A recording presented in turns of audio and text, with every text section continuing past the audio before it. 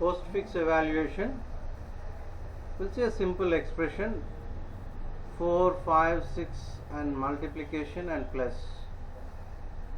So how do you evaluate this postfix expression? As we know, we need to scan the expression from left to right always. So we have 4 and 5 first, and we don't know what to do with 4 and 5 because we didn't have any operators at this point of time. So you just use the stack things for, and next is your 6 and next is your symbol. So once you get any symbol, that is once you get any operator, you try to check out the most recent operands and apply it. You push 4 into stack and push 5 into stack and push 6 into stack. When there is an operator, remove the top 2 operands and apply the operator. So it is 30. And push the result back to the stack.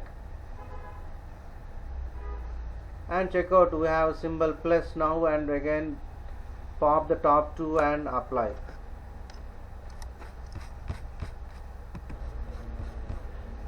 So move from left to right. We have 4 push into the stack and 5 again push into the stack and 6 push into the stack, and we have symbol. Once there is a symbol, the operator, then pop the top 2 operand, the most recent operands, and apply the symbol. So it is 30, and again push back the result back to the stack, and now we have plus, so it is 30 plus 4, 34.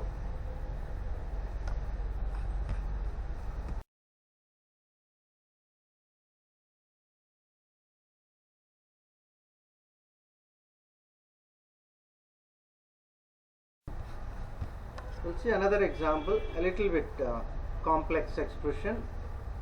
So 7 and 8 and the symbol, so it is 15, and we have 3, push it to the stack, and we have 2 and we have plus. So remove the top 2, that is recent operands, and apply, and again slash.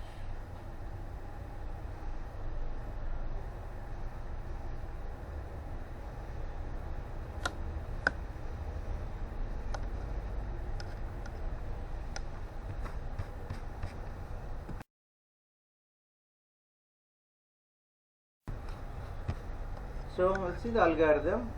So first you create an empty stack and let it be some operand stack, and convert the string to a list by using the split method if you are working it in Python,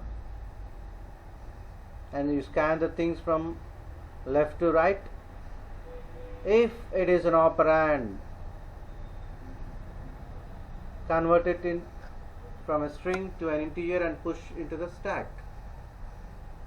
If it is an operator, for any operator, for all binary operators we need 2 operands. So pop means remove the top 2 operands from the stack and apply it,